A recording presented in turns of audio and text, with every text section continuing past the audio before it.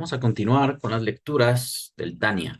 Ahora corresponde el capítulo 10 de esta sección, Shar Haihud Behaemuná, el portón de la unidad y la emuná, de la fe. Para lo cual ya hemos analizado un poco sobre este discurso, este mensaje que elaboró el Rebbe, primer Rebbe de Lubavitch, ante el cual se está disertando acerca de la unidad de Dios, a pesar de que a través de la Kabbalah se le concibe como un ser que está compuesto por atributos. Eso no significa que Hashem tiene varias personalidades, sino que solamente es uno.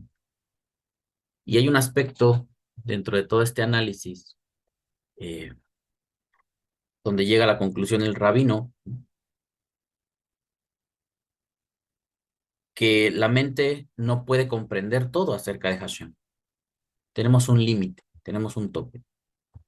Y a partir de ahí es donde se echa mano de la emuná, de la firmeza, de la fidelidad, porque te encuentras ante algo superior, algo que rebasa tu capacidad de comprender. Así que vamos a pasar a las diapositivas para que podamos analizar sobre este tema. Como usted puede ver en la pantalla, la portada de nuestras lecturas, Tania, el portal de la unidad y la fe, Likutei Amarim, segunda parte, capítulo 10. Y como siempre trato de hacer al inicio, mostrarle las diapositivas de las citas de referencia que vamos a revisar. Número 1, una cita del Talmud, Tratado Berajot 31b. Número 2, una cita de Bereshit 1:16, directamente de la Torá. Ahí tenemos el texto. Cita número 3, Bereshit 1:5. Y la número 4 de Isaías, Yeshayahu 55:9. La cita número 5 es de Proverbios, Mishle 3, del 19 al 20. Y la última es Hagigá 13a. A través de estas citas, el rey va a tratar de fundamentar su discurso, lo que compone este capítulo 10. Así que vamos a iniciar. Dice, no obstante, dado que la Torá habla en el lenguaje del hombre, a fin de modular para el oído aquello que es capaz de escuchar, se ha otorgado permiso a los cabalistas para hablar alegóricamente de las sefirot. Bueno, dentro de este inicio del párrafo, nos da esta cita de Berajot, donde aparece esto del lenguaje del hombre. Nos dice aquí, Berajot 31b, según la explicación de Rabí Akiva, ¿qué se deriva del doble lenguaje pronunciado por Hannah o por Haná? Está hablando de la mamá de Samuel, cuando fue a orar a Dios para pedir que le conceda un hijo. Ella en la Torá, bueno, no ya no sería la Torá, sino sería el libro del profeta Samuel, pronuncia esta frase que dice Imrao tir'e, o Imrao tir'e, es como una forma de pregunta. Ella está diciendo que si me vieres, verás. Le está diciendo a Hashem. La Torá habló en el lenguaje de los hombres, es decir, este doble lenguaje no es extraordinario y nada puede derivarse de él. Es un lenguaje común en la Biblia. Todos los que estudiamos, y ahora que tenemos la oportunidad de aprender hebreo, incluso desde que la estudiábamos solamente en español, constantemente viene a nosotros la, el dilema o la disyuntiva si algunos pasajes se deben entender en lenguaje literal o de manera literal o tienen un sentido alegórico que nos pueda enseñar algo más aparte de lo que se entiende literalmente. Y ahí es donde va a surgir pues toda clase de interpretaciones y diversidad de doctrinas, dependiendo de la capacidad del hombre, de la mujer que interprete la Biblia y que se apegue más a lo literal o a lo alegórico. ¿Qué dice el Rebe cuando inicia este capítulo? Dice, no obstante, dado que la Torá habla en el lenguaje del hombre, o sea que sí nos habla en un lenguaje literal, lenguaje de cosas terrenales que todos podemos conocer, ¿no? A fin de modular para el oído aquello que es capaz de escuchar. No sé si dentro de la cabala de la enseñanza espiritual se nos dice que todo lo que enseña la Torah es supremo, viene de arriba, pero se sirve de los medios terrenales, ¿no? De figuras terrenales, para explicárnoslos, porque a final de cuentas nosotros vivimos aquí y es lo que conocemos, pero que el origen está arriba.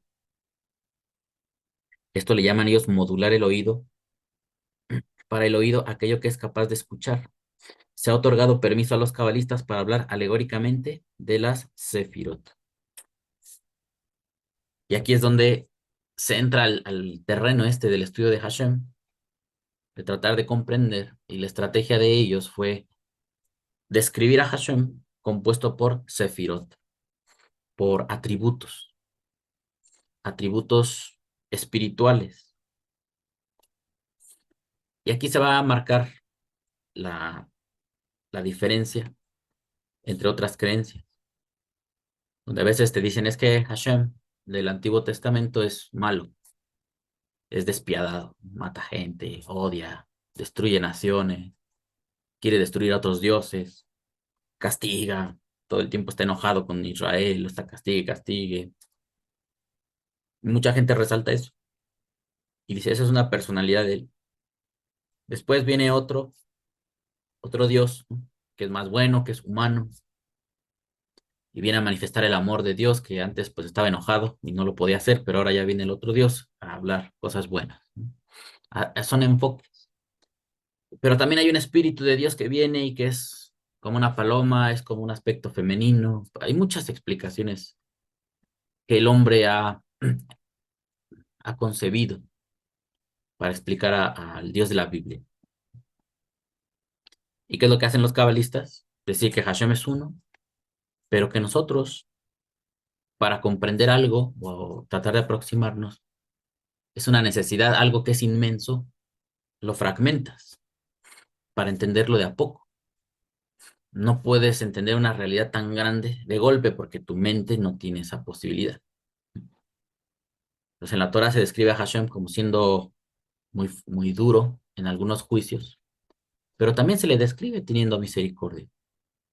También se le describe perdonando las fallas y a su vez dando castigo, dando la retribución que merece un acto inadecuado. Pero muchas veces el hombre, como tiene problemas con la Biblia, solamente ve lo que le conviene a lo que él quiere hablar, ¿no? A lo que él tiene una mala idea de Hashem, va a buscar todos los textos que lo describan como despiadado para decir que es un Dios malvado. De cualquier modo, cuando nos enfrentamos a ese tipo de discusiones, yo a veces me enfado, ¿no? Y digo, bueno, todos tenemos una vida a través de la cual tratar de o luchar por entender cómo funciona este mundo.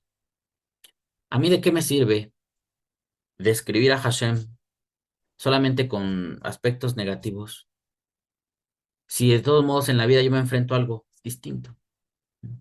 No porque yo diga que él es malo, no porque yo diga que él es un humano, no porque yo diga que él es un espíritu, no porque yo diga miles de cosas que se me puedan ocurrir, eso es verdad. Y yo siento que ahí es donde fallamos, si nos volvemos religiosos o nos fanatizamos mucho en la teología, pensar que eso que decimos de él tiene que ser verdad. Todos estamos luchando por conocer el mundo espiritual, Hashem, y cómo nuestra vida se desenvuelve en medio de todo esto que creemos, ¿no? Y algunas evidencias que tenemos en nuestra vida. Pues no porque yo insista mucho en decir algo, eso no significa que es realidad. Pues para lidiar con esta situación, los cabalistas hicieron esto de plantear a Hashem, al Ein Sof, al infinito, al Ser Supremo, a través de las Sefirot. Dice, y ellos las llaman luces, para que por medio de esta metáfora nos resulte un tanto más comprensible la naturaleza de la unidad del Santo bendito sea con sus atributos. ¿Ya ven? Esta es una estrategia para el ser humano. Incluso a veces los cabalistas dicen mucho de lo que decimos, ¿no? Pensamos eso ni es cierto. O será cierto en esta realidad terrena, pero en el mundo espiritual es totalmente diferente, ni tenemos idea de lo que es. Pero nos sirve, aunque sea para nuestro mundo, nos sirve elaborar esto para darnos una base, una estructura a nuestra creencia. Seguimos. Es a modo de ilustración como la unidad de la luz del sol que se halla dentro del globo solar, con el globo solar mismo, el que es llamado no solo sol, sino también luminaria, como está escrito, que Dios creó la luminaria mayor, la radiación y el rayo que se extiende y brilla de ella se llama luz, como está escrito. Y Dios llamó a la luz día. Cuando la luz está dentro de su fuente, en el cuerpo solar, esta unidad, perdón, esta está unida a él en unidad absoluta, pues allí hay solo una única entidad, a saber, el cuerpo de la luminaria que emite luz, pues allí la radiación y luz es absolutamente un mismo ser, con el cuerpo de la luminaria que ilumina, y no tiene en absoluto existencia por sí sola. Bueno, dentro de este fragmento de redacción tenemos este versículo de Bereshit 1:16, Génesis 1:16. E hizo Elohim a las dos lumbreras mayores, la lumbrera mayor para regir en el día y la lumbrera menor para gobernar la noche y las estrellas, y a las estrellas. Leemos acá en hebreo, dice, vaya, haz Elohim et shene hameorot.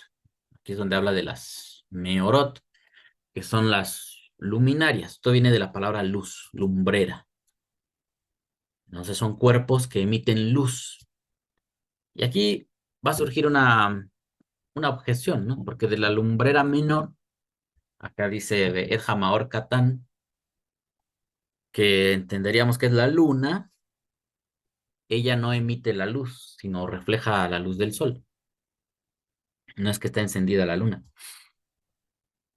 Pero el texto de Bereshit nos permite conocer lo que ellos pensaban. Así es como ellos la veían, que también era un ser portador de luz o que emitía una luz. Hoy día se sabe que ella refleja la luz del sol. Como sea, cumple esa función de iluminar durante la noche, aunque no es tan preciso como quisieran. Entonces, continuamos y dice, Vayas Elohim et shene hameorot hakdolim. Las dos lumbreras grandes. Et hamaor hakatol, a la lumbrera mayor, lememshelet hayom. Tenemos aquí la palabra lememshelet hayom. A ver aquí. Vamos a subrayarlo. Lememshelet hayom, para gobernar el día. Eso nos indica que está hablando del sol. Durante la noche, pues el sol no está. Y el hecho de que no lo veamos es lo que da origen a la noche. Be'erja Maor Katan, la Maor Katan, Lememshelet Halaila. Para gobernar la noche, Be'erja Kohabim, y a las Kohabim, a las estrellas.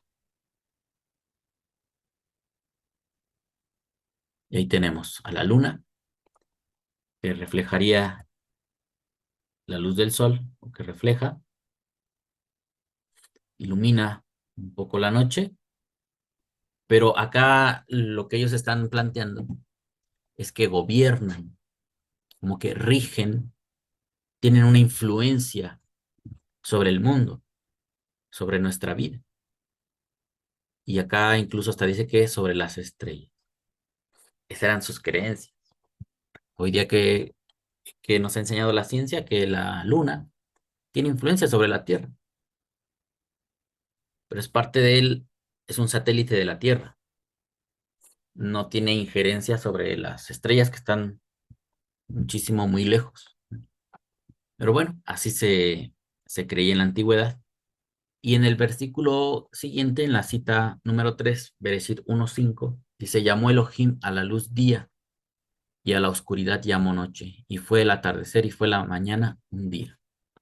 Vaikra Elohim la Or Yom. Aquí está la palabra Or, que dice que a la Sefirot los cabalistas les llaman Orot, luces. Ujú, ya está.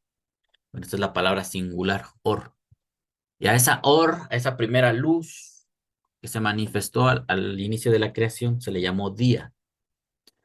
Belahoshech Kara Laila. Este versículo, el de Bereshit 1:5, obviamente es anterior al 1:16. Por tanto, Hashem ya está manifestando luz sin tener las lumbreras mayor y la menor. Por tanto, es como les decía al inicio,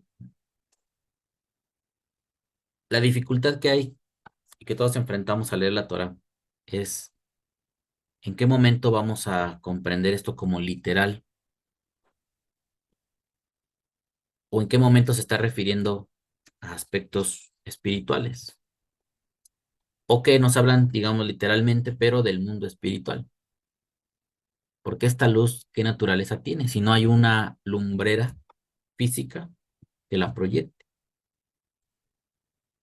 Así que acá estaríamos entendiendo que es una manifestación, un atributo de Hashem, el que se está demostrando o apareciendo, dando origen a la creación, que es la luz. Vaikra Elohim la Or Yom, Belahoshech Kara Laila. Y a la Hoshech, hasta la oscuridad, que es lo contrario a la luz, le llamó Laila.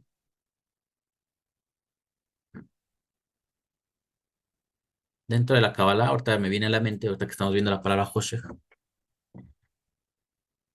que si hay sefirot que son luminosas, debe haber la contraparte, que sean oscuras.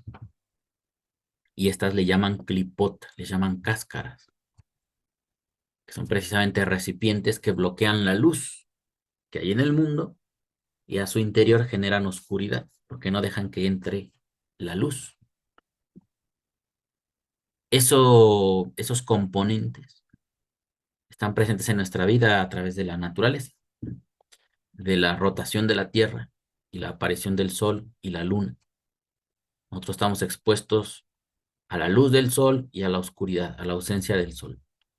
Pero también en nuestra vida estamos expuestos a la luz de Hashem, a sus atributos, pero también a la ausencia de ellos, a bloqueos donde no nos permiten ver a Dios, ¿no? O entender, deducir que exista Hashem. Bueno, dice, de la Hoshe Kara Laila, Vallejí Eref, y fue el atardecer, Vallejí Boker, Yom Echad, y fue la mañana, un día. Y ahí está esa cita que utiliza acá. Nos leíamos, voy a regresar un poquito, y Dios llamó a la luz día. Cuando la luz está dentro de su fuente en el cuerpo solar, está unida a él en unidad absoluta, pues allí hay solo una única entidad, a saber el cuerpo de la luminaria, que emite luz, pues allí la radiación y la luz es absolutamente un mismo ser, con el cuerpo de la luminaria que ilumina, y no tienen absoluta existencia por sí sola. Precisamente de este modo, y aún más, es la unidad de, por un lado, los atributos del Santo bendito sea y su voluntad, y sabiduría en el mundo de Atzilut, con, por el otro, su esencia y ser, para decirlo de alguna manera, que se inviste en ellos y se une a ellos en unidad perfecta. dado que ellos se derivaron y emanaron de él, tal como, a modo de analogía, la luz se expande del sol. Sin embargo, la unidad de Dios con sus atributos no es exactamente de este modo, sino de una manera que es remota y oculta a nuestra comprensión, pues sus caminos son superiores a los nuestros. Y aquí es donde ya viene la cita de Isaías, que tenemos aquí, la número 4. Bueno, aquí lo que yo percibo que está tratando de mostrarnos es que los atributos de Hashem son parte de sí mismo, son él mismo, y que de acuerdo a nuestra percepción, pues nosotros sí haremos distinciones. Ah, aquí veo el Gesed de Dios, ¿no? La bondad de Hashem. Y hay aspectos de la vida que nos permiten ver la Gebura, ¿no? La restricción. Y hay otros aspectos de la vida que nos transmiten Jochma, sabiduría. Otros, inteligencia, ahorita lo vamos a ver más adelante. Y otros, Da'at. Y así las demás cualidades, belleza, ¿no? El Tiferet, que le llaman. Yo veo aquí en el mundo eso manifestado. Pero de acuerdo a la Kabbalah, todo eso es Hashem. Es parte de él, son manifestaciones, son captaciones que yo estoy teniendo de su ser. Y como esta carta o este tratado está enfocado a comprender la unidad de Dios, esto va encaminado a que yo no piense que hay 10 dioses, ¿no? Si te proponen que hay 10 sefirot, yo no debo deducir que cada una de esas manifestaciones o aspectos divinos son 10 dioses, sino todo eso es parte del mismo. Por eso al inicio les comentaba, como lo que ha pasado en las religiones, que te dicen, no, pues está el Padre, Él es Dios, está el Hijo, que Él es Dios, y el Espíritu también es Dios. Y son tres en uno. Eso no existe en el judaísmo. Y por eso hay esa separación y no va a poderse solucionar de ninguna manera. Obviamente nosotros al estudiar judaísmo aprendemos a respetar a los demás. Opinamos diferente por este estudio que estamos teniendo, por esta manera de argumentar y de revisar los textos bíblicos. Vamos llegando a esas conclusiones, pero no decimos que hay 10 dioses o que hay 3 dioses en uno, cuatro o cinco, sino que aunque el hombre capta aspectos de esta naturaleza como el rigor, el amor, el gesed, la bondad, netzach, la capacidad de permanecer, el yesod, que es el fundamento. Acá nos va a hablar de que los cielos fueron fundados por Hashem con Jochma, con sabiduría y cosas así. A través de esas expresiones el hombre percibe atributos divinos, pero no dice que son dioses. Y en las culturas antiguas sí pasaba eso. Había gente que decía que había un dios del mar, ¿no? O el dios del cielo, el dios de los truenos. Y cada cosa que ellos percibían como superior, fuerzas de la naturaleza que los rebasaban, le adjudicaban la existencia de un dios. Y el judaísmo se quitó de todo eso y se fortaleció en el monoteísmo, al decir que todo proviene de Hashem y eso solamente son manifestaciones de su poder. Acá tenemos, por ejemplo, ahorita me acuerdo de Elías, cuando confronta a los profetas de Baal, pues es una disputa entre esa comprensión. ¿Quién es el Dios verdadero? ¿Baal o Hashem? ¿Quién es el que controla la lluvia? Porque en ese momento querían que lloviera. Y según he escuchado, no he profundizado mucho en eso, pero a Baal se le consideraba como el Dios del cielo, del rayo, todo eso. Pues en esos momentos donde necesitan lluvia, se le pide a dos dioses. Y obviamente el que hace llover es el verdadero, o ellos estarían deduciendo así. Y a partir de ese momento, pues Hashem demostró que él era el que estaba en control de las lluvias, no Baal. Y la gente lo entendió así mucho tiempo. De esta manera se fortalece el monoteísmo. Por ejemplo, nosotros en la actualidad, desde el punto de vista judío, desde el judaísmo, de la Biblia, la Torah que leemos, cuando nosotros estudiamos y si acaso nos dirigimos en una oración, solamente hablamos de Hashem, un solo Dios. Nosotros no le oramos a la Sefirot. Nosotros no agradecemos al Gesed por estar en nuestra vida. Agradecemos a Hashem. Nosotros tampoco le oramos a Jesús o al Mesías de los cristianos. Y tampoco le oramos al Ruach HaKodesh, al Espíritu de Dios, tampoco le oramos a Él. Porque Hashem es uno. Aparte que esas doctrinas y esos enfoques son diferentes a lo que nosotros estudiamos, no se le debe orar a Hashem, al Padre, no a la Sefirot, no a sus atributos. Y menos vamos a concebir que tiene varias personas que lo integran. Eso ya no es parte del monoteísmo. Y de esta manera se ve marcadamente el cambio de nuestra decisión de acercarnos al judaísmo. O sea, sí te tiene que causar un cambio a lo que hacías antes o que te enseñaron que hicieras antes. Este tratado es una defensa a la unidad de Dios. Shar Haihud Behaemuna.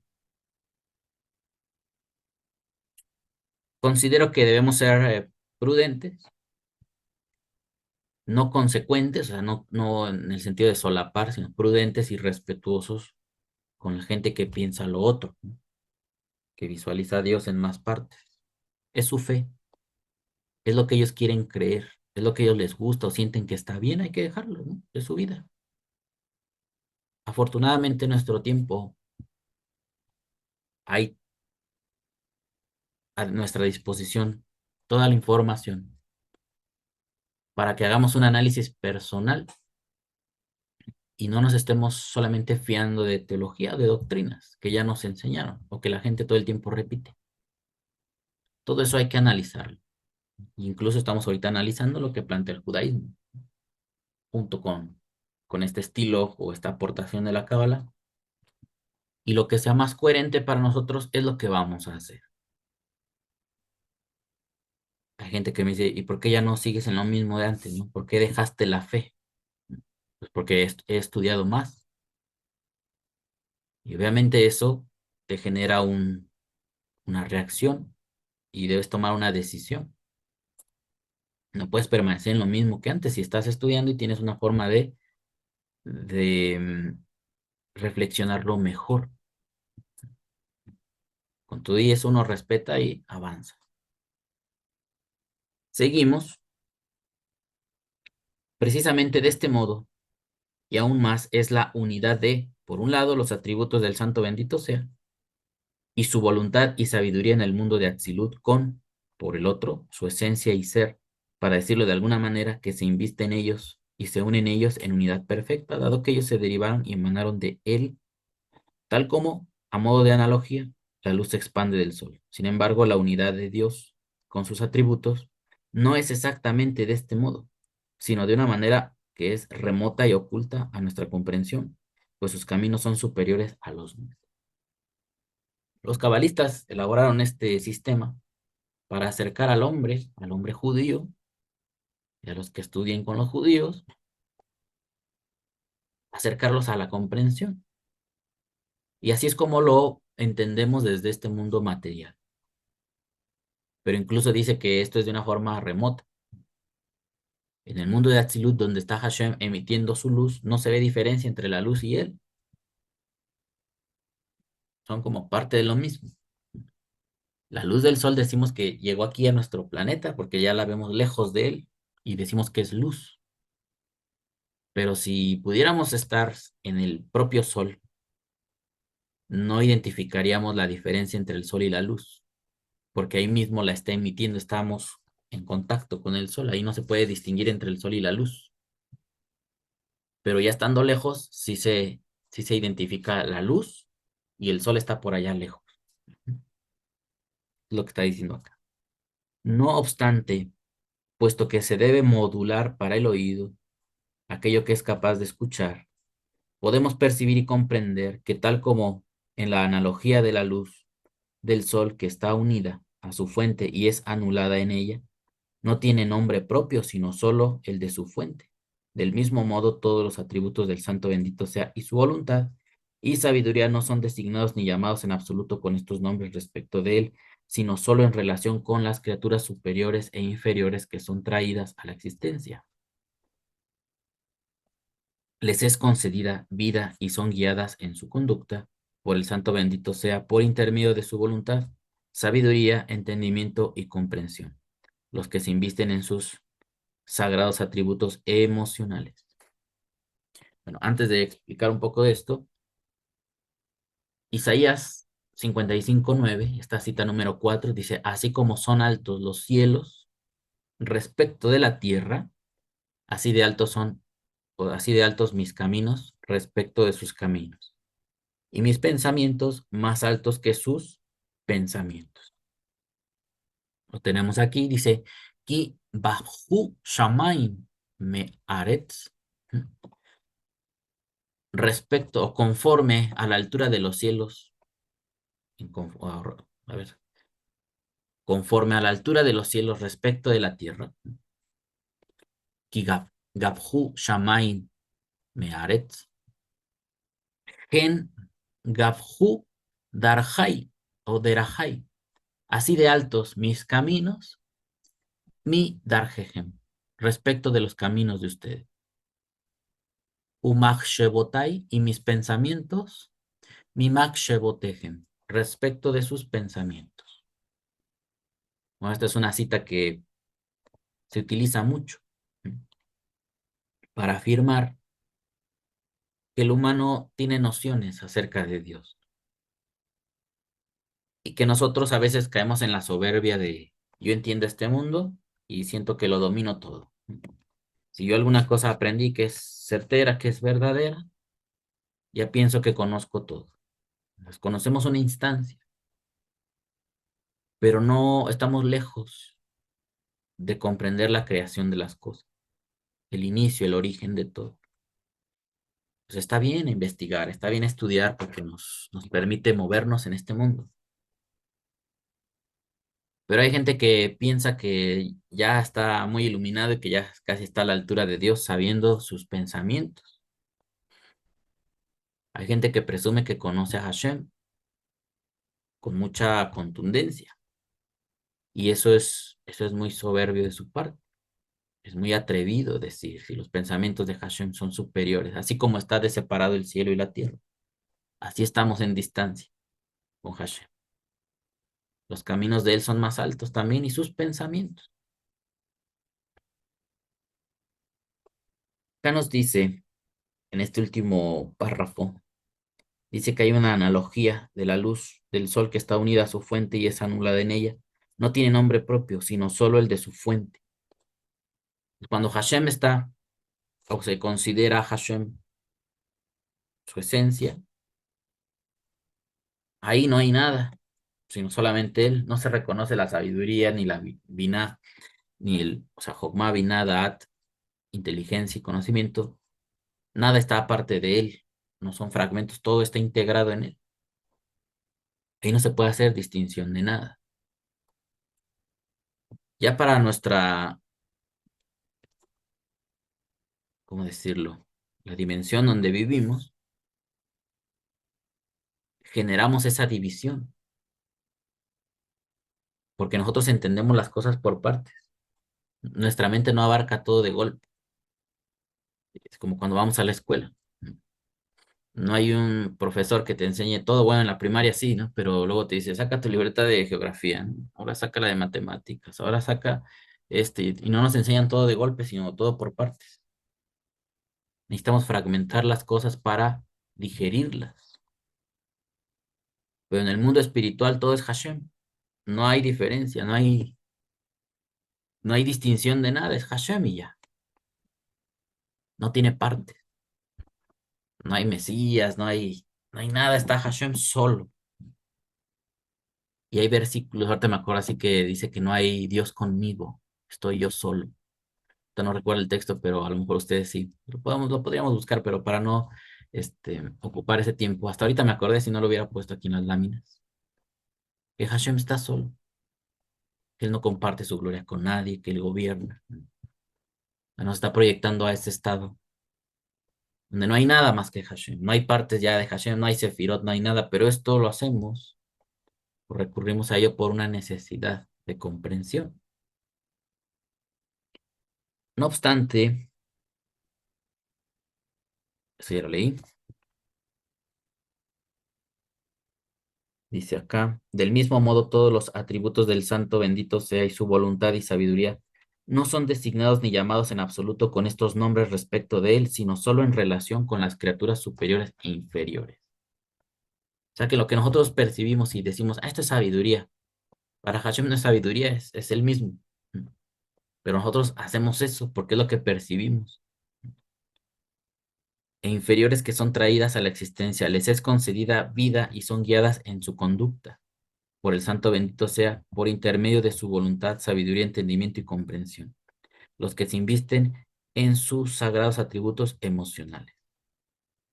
Como fue declarado en el Midrash, por medio de 10 cosas fue creado el mundo, con sabiduría, con entendimiento y con comprensión, como está escrito. Dios fundó la tierra con sabiduría, estableció los cielos con entendimiento. Con su comprensión se rasgaron las profundidades del abismo. Lo tenemos acá en la siguiente cita. La otra, la que dice en el Midrash, esta es una cita de Hagigah 12a. Esta no la puse porque casi la está citando completa. Por medio de 10 cosas fue creado el mundo, con sabiduría, con entendimiento y con comprensión. Como está escrito, Dios fundó la tierra. Es esta expresión de Mishle 3, 19, 20. El Eterno, con sabiduría, fundó la tierra, estableció los cielos con inteligencia. Con su conocimiento los abismos se quebraron y de las nubes goteará rocío. Hashem Bejochma Yasad Aretz. Hashem, con su sabiduría, Yasad, como Yesod, ¿no? Fundamentó la tierra. Con el Shamaim, estableció los Shamaim. Vidvuna, con Tebuna, con comprensión, con inteligencia, ¿no? Como la palabra vina, aquí, en Tebuna. Y la primera letra bet es una conjunción, una preposición, con. Es una preposición, perdón. Vidvuna, con Tebuna, con inteligencia. Vedato, y con el conocimiento de él, aquí está la palabra da'at.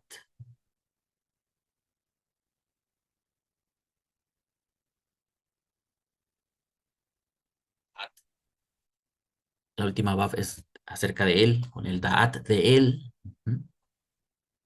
Tejomot, los abismos, el Tejom. Cuando nos estamos leyendo a Bereshit, dice que creó el abismo, ¿no? Le llama Tejom. Aquí le llama Tejomot en plural nada más, Tejomot. Con su conocimiento, los Tejomot, ¿no? Los abismos, Nirkaú, se agrietaron. Yo le puse aquí porque es una palabra sinónima, quebraron. ¿No? Nibkau. Ushhakim, Irafú, tal. Y de las nubes goteará rocío. A esta palabra, Ushhakim, este que está aquí, y de los Shehakim, Shehak, eh, muchas veces se traduce esto como cielos, pero es una palabra diferente acá, la que está aquí, que dice Shamaim. Son palabras diferentes. Los veía en un diccionario que puede significar como una nube de polvo, una nube. Yo por eso me incliné de poner y de las nubes, Yirafú tal, ¿sí? Goteará rocío. La palabra tal es rocío. Uno puede decir, bueno, sí, de los cielos viene el rocío, pero creo que más específicamente es de las nubes. Son las donde está el agua ahí condensada en vapor y después desciende. Bueno, a lo mejor no soy muy experto en esto, pero son palabras diferentes, Shammai y Shehak, ¿no? O Shehakim. Bueno, ahí está este versículo. El Eterno con sabiduría fundó la tierra, estableció los cielos con inteligencia y con su conocimiento los abismos se quebraron. Es muy característico del judaísmo siempre ver tres sefirot especiales, ¿no? Jochma, Tebuna y el Da'at.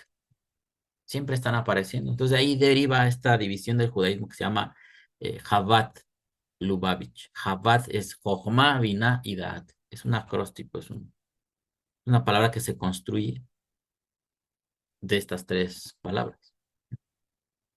Chabad. Atributos divinos. Hashem lo hizo él mismo a través de sus atributos.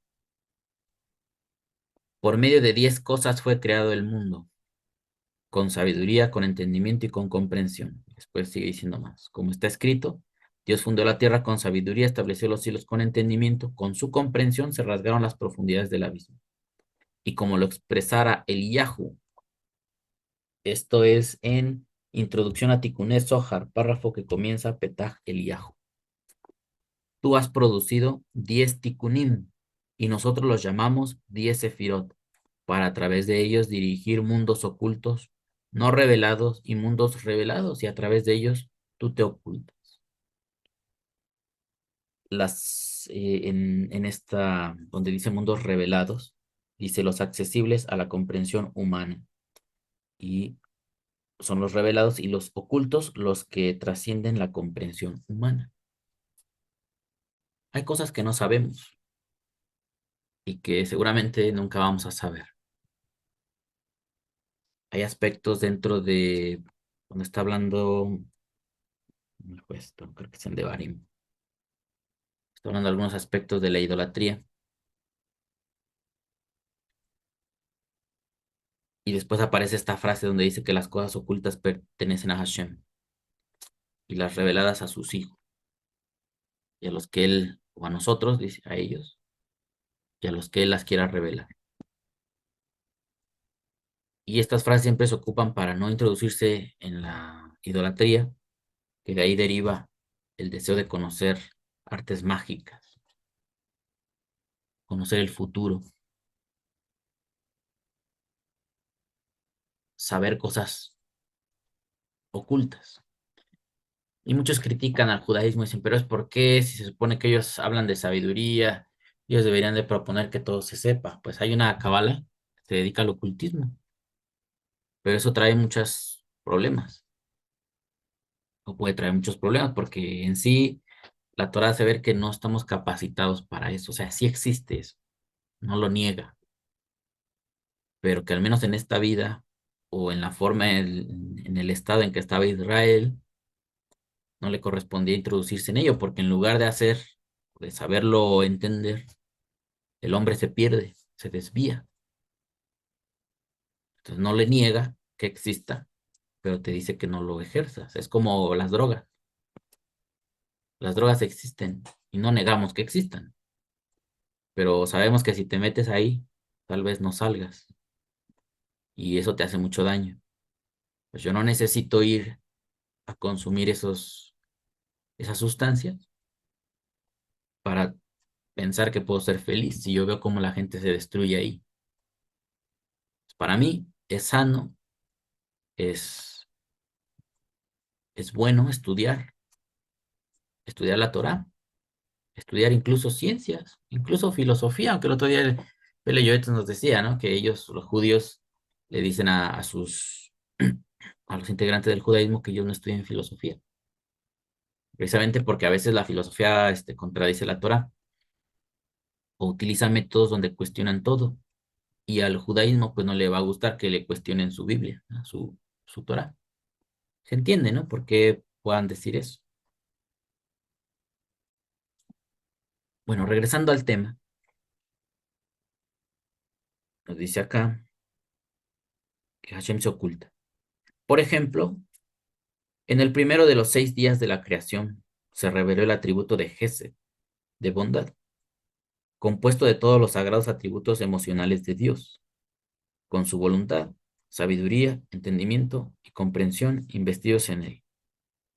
Y con este creó la luz, a través de la aserción haya luz, que es la expansión y el flujo de luz hacia el mundo desde arriba, y su expansión en el mundo de un extremo al otro. Esta creación de luz es una expresión del atributo de bondad. Sin embargo, puesto que el atributo de Gesed incluye también el atributo de Geburah, poderío, a ello se debe que la luz no fuera tan espiritual como la real luz suprema, y también que se invistiera en este mundo, que es finito, ilimitado, pues. Es un viaje de 500 años desde la tierra hasta el cielo y de este a oeste. A ver si podemos captar la idea acá. El hecho de que Hashem dé de sí, que quiera manifestarse a través de luz, los cabalistas dicen, ese ya es un acto de bondad, dar de ti. Y es uno de los aspectos que siempre nos va a enseñar la Torah, ser bondadoso, tener misericordia de los que necesiten, de los necesitados, estar siempre dispuesto a ayudar a tu hermano, al amigo, dar apoyo, dar de ti, de tu vida, de tus recursos, de tu tiempo, de tu esfuerzo, dar, eso es bondad, eso es Gesed. Y Hashem dio la luz sin que haya planetas, ¿no? En este caso estrellas como el Sol, o un satélite como la Luna, que se encarguen de iluminar la Tierra. El primero, por lo que hizo es dar luz, dar su atributo. Pero esa luz incluye toda la sefirot adentro.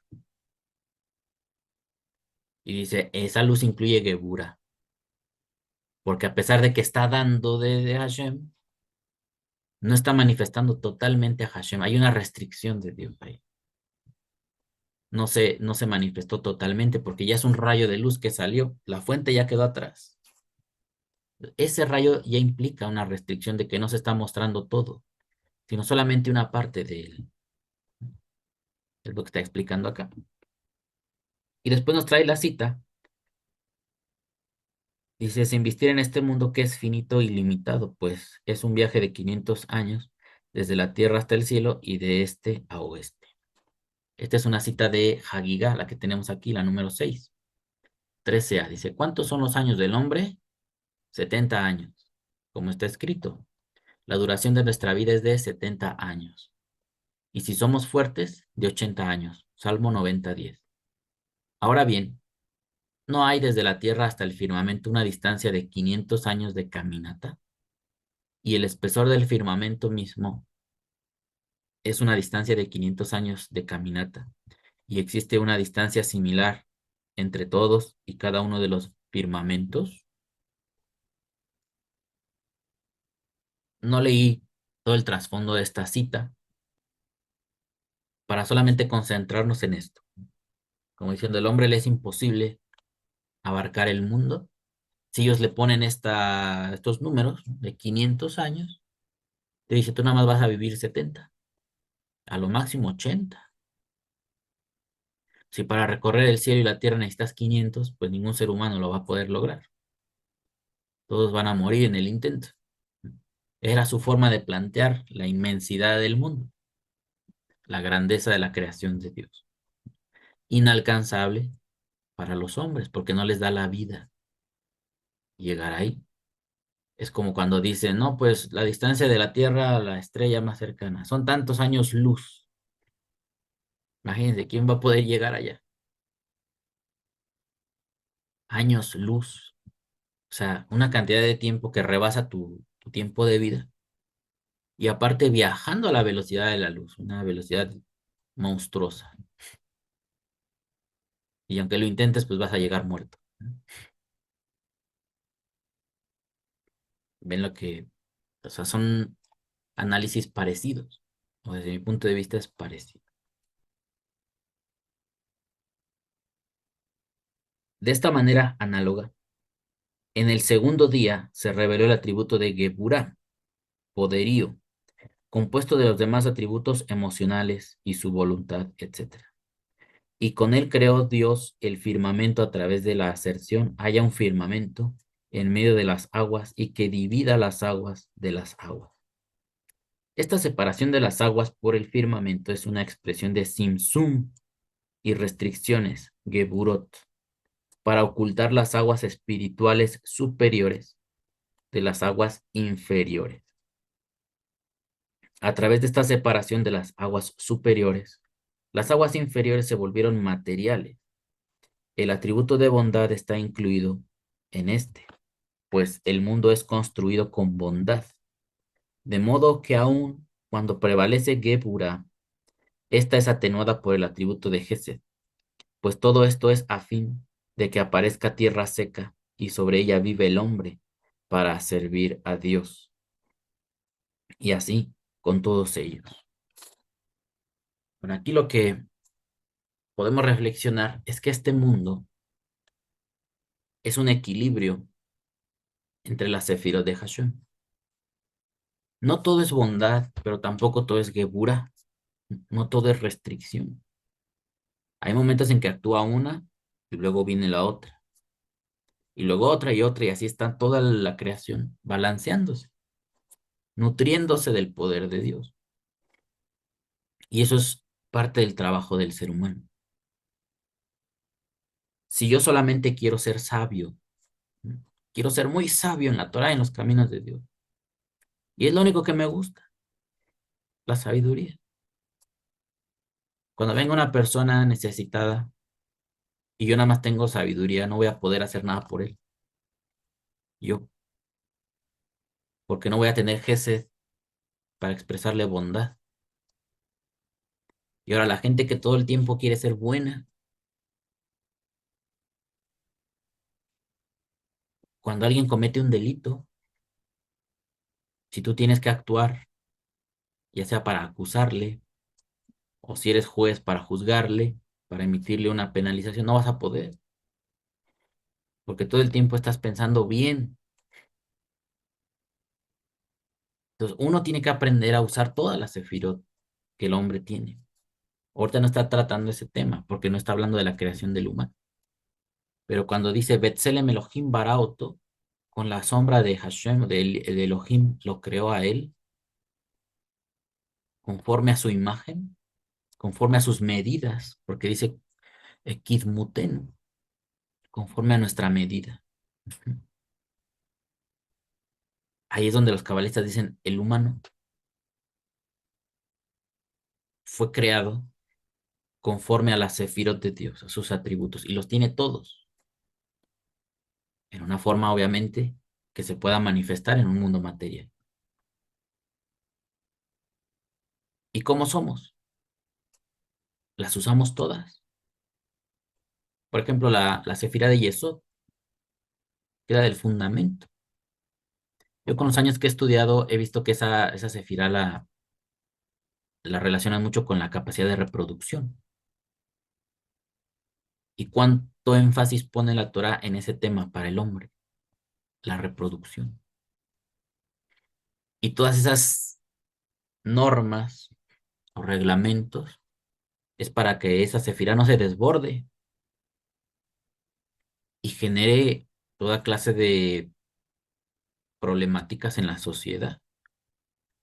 Te dice que no te puedes unir con tu madre o con tu padre, con tu madrastra, con tu hermana, y así te empieza a dar muchas, muchas reglas para que no se use esa sefirá indiscriminadamente, porque es una sefirá como todas, es muy poderosa, es un atributo de Hashem.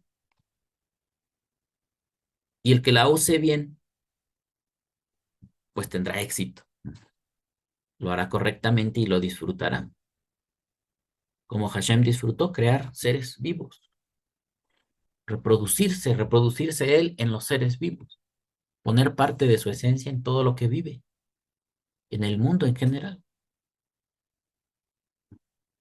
pero no hacerlo de manera que te lleve a la oscuridad, ¿no? A lo opuesto a la luz, a la forma correcta de manifestar las cosas.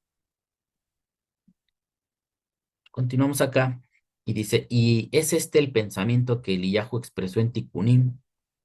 El objetivo de la emanación de la Sefirot fue para mostrar cómo el mundo es conducido con equidad y justicia. Equidad es ley, o sea, el atributo de Geburah. La gente se pregunta que si la Torah ya fue abolida y ellos se basan o sea, cuando ellos hablan de la Torah, piensan en un libro, en hojas de papel, en un pergamino, en las tablas de piedra que escribió Hashem y las puso en el arca y que nadie conocemos, ¿no? Que se perdió, se destruyó, no sabemos qué pasó. Piensan que la Torah es eso. Y la Torah son las leyes del mundo, son las leyes que rigen el mundo, no importa que yo las crea, que las conozca o las desconozca. Son las leyes que sustentan el universo, es la Torah eso. Y lo que hace Moshe es escribir todas esas causas y efectos que rigen nuestra vida y que desencadenan tanto aspectos benéficos como destructivos, caóticos. Así podrían cualquiera que se le ocurra destruir todos los textos de la Torah del mundo y todas las Biblias. Y la Torah sigue de pie, porque no es lo que está escrito en un libro, es lo que rige la creación. Pues cualquier persona que robe, no porque diga el código civil, el código penal de algún estado, o la Biblia de un cristiano, de un judío, esa persona se está acarreando un azote de parte de Dios. Y el mundo va a reaccionar en contra de ese robo. Y así sucesivamente. Entonces, está vigente, siempre va a estarlo. De esa manera se creó el mundo, con esas leyes que lo rigen. Si la sabes, qué bueno, y si no la sabes, pues lo único que vas a recibir son azotes. Y te vas a estar preguntando siempre, pero ¿por qué me pasan a mí estas cosas? ¿Pero yo por qué? ¿Pero a mí por qué? Porque no te has puesto a estudiar y a observar la vida y darte cuenta que tus actos desencadenan consecuencias. Nos dice acá, para mostrar cómo el mundo es conducido con equidad y justicia. Equidad es ley, justicia es piedad. Toda la revelación de los atributos es para mostrar cómo es conducido el mundo, pero no es que tú tengas una equidad conocible, que es la ley, ni una justicia conocible, que es piedad, ni ninguno de estos otros atributos en absoluto. En alguna otra oportunidad, no me acuerdo si lo leí aquí mismo en el Tania, en los primeros capítulos de esta sección, creo que sí. Dice que el mundo no fue creado solamente con Gebura, con restricción, con justicia. Porque si así fuera, nadie podríamos vivir. O sea, todo tiene que ser un equilibrio, un balance entre las diferentes fuerzas. De otro modo, si somos muy estrictos, nadie sobrevive. Todos ya seríamos eliminados. Y por ahí hay un pensamiento muy, que a mí no me agrada, pero lo han ocupado en la creencia cristiana. Yo digo que equivocadamente. Porque ellos para enseñar su creencia en su Mesías dicen que todo el que transgrede la ley merece la muerte. Cualquier mandamiento, por pequeño que sea, debe morir. Es una mentira. Yo no sé de dónde sacaron eso. Hay mandamientos específicos que dice Moshe que te hacen acreedor a la pena de muerte, pero hay otros que no. Te tienes que arrepentir, tienes que confesarlo. En la época de ellos llevaron corbán, Si robaste algo, restituir. O sea, acarrear las consecuencias. Si el tribunal te dicta una multa, pues tienes que pagar la multa por ese delito. Si eres acreedor a azotes, pues te van a azotar. Pero, ¿qué sentido tiene eso de que todo el que peca cualquier cosa se debe morir? Es una mentira. Y lo repiten mucho, lo repiten mucho. Y digo, ¿qué sentido tiene eso? Pues, por eso en el judaísmo no se les cree a ellos, se les rechaza, se les percibe como gente ignorante, porque utilizan discursos así para poder sustentar su fe y obligar a los demás a que les crean. Y yo digo que esa es la peor estrategia que pueden hacer, ¿no? Porque si los demás no leyéramos la Biblia, la Torah, pues nos podrían engañar. Pero para su mala suerte, pues no. Así no funciona el mundo. Propio Hashem. Dicen, es que en la Torah era puro juicio y pura maldición. Tenemos el caso de David, que cometió adulterio y no fue asesinado. Tenía que haber sido asesinado él y Betsabé. Lo que pasa acá es que él buscó arrepentirse, vio al bebé que estaba mal, producto de esa relación, y por como se ve la historia, parece que el castigo fue la muerte del bebé, no él. Yo pienso que él logró arrepentirse y le costó mucho y lloró y estuvo ayunando y estuvo así como perdido, ¿no? En su pecado ahí, reflexionando sobre su delito, pero no fue asesinado. Mucha gente no fue asesinada.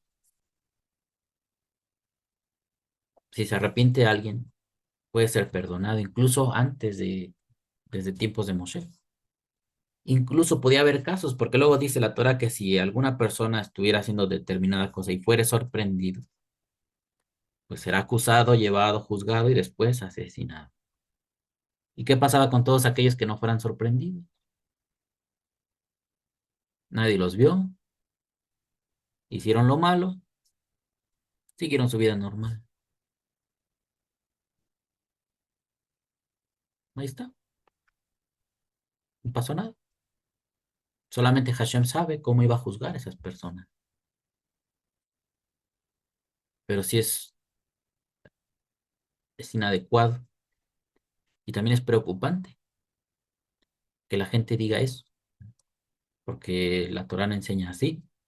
El propio judaísmo te dice que no, el mundo no puede sostenerse así. Nadie sobreviviríamos si eso es lo que ellos quisieran. ¿Para qué? Para acorralar a la gente y decirle, pues tú no tienes futuro, te vas a ir a la perdición. Solamente que creas lo que nosotros creemos. Pues desde que empezaste a hacer tu argumentación ya empezaste mal, diciendo que toda transgresión de la ley te lleva a la muerte. Eso es mentira. No toda transgresión de la Torah te lleva a la muerte, son errores.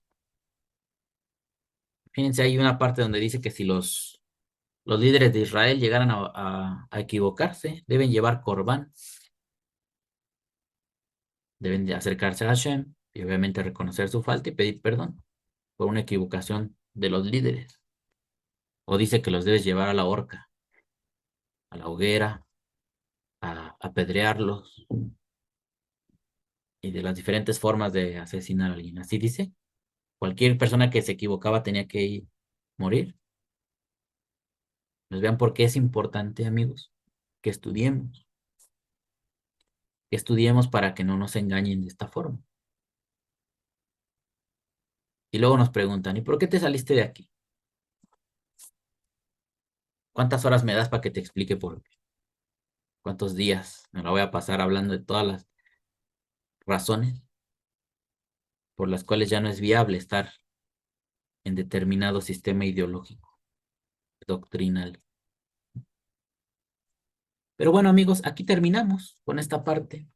Lo voy a leer nuevamente. Dice, para mostrar cómo el mundo es conducido con equidad y justicia. Equidad es ley, justicia es piedad.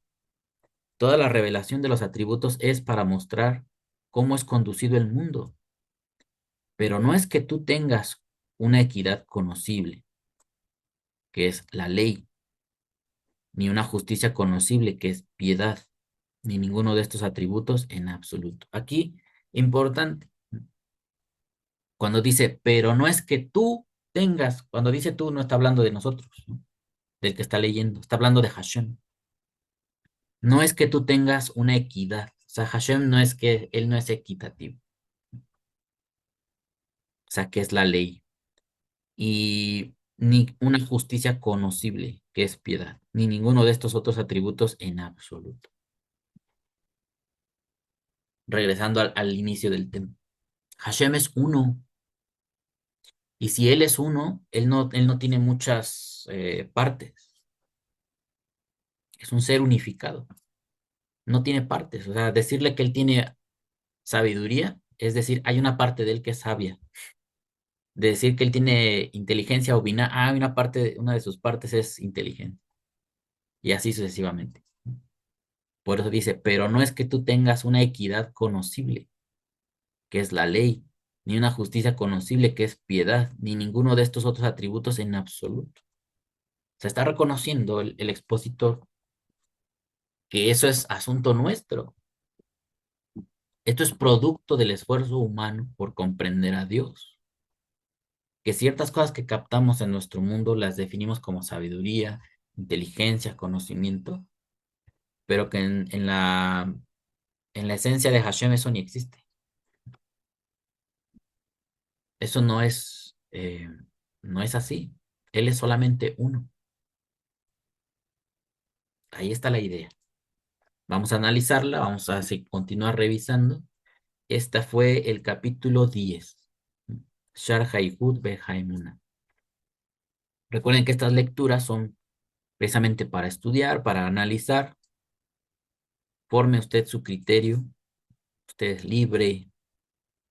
No estamos acá para ser borreguitos o ser adoctrinados y andar insultando a los que no quieran creer como nosotros. Usted labre su propia relación con Hashem. Si este conocimiento le sirve, ocúpelo, desarróllelo, medítelo. Si usted siente que este no es su camino, pues no lo siga. Vaya y explore. Hashem está en todos lados.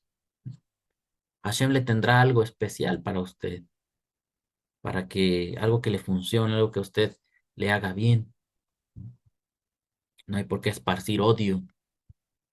Hay gente que dice que la Kabbalah habla toda clase de maldiciones contra los judíos y la Kabbalah.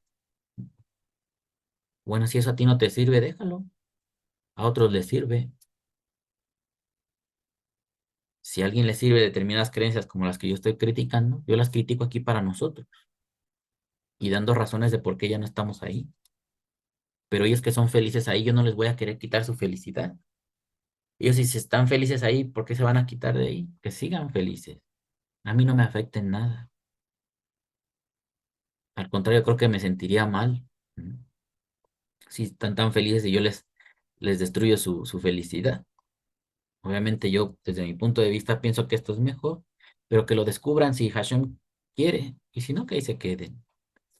Esas vidas le pertenecen a Hashem, no a mí. Y en espacios como este, trato de la mejor manera difundir esta información. Y esta información, como dicen los cabalistas, llega al que tiene que llegar. Quisiéramos que todo conocimiento, ¿no? Tanto espiritual como a lo mejor científico, todo lo que le haga bien al ser humano, que todos nos interesáramos por estudiar, pero no es así. No todo el hombre quiere saber, no todo el hombre quiere superarse, desafiar sus limitaciones. Al contrario, hay gente que así como está se quiere quedar por siempre y no están dispuestos a mejorar nada porque sienten que ya alcanzaron todo. Bueno, se respeta, nosotros avanzamos. Hasta aquí lo voy a dejar. Gracias por su atención y por su tiempo. Que Hashem los cuide y los bendiga. Esto fue el capítulo número 10, Shar Haihut Behaemuna. Hasta pronto.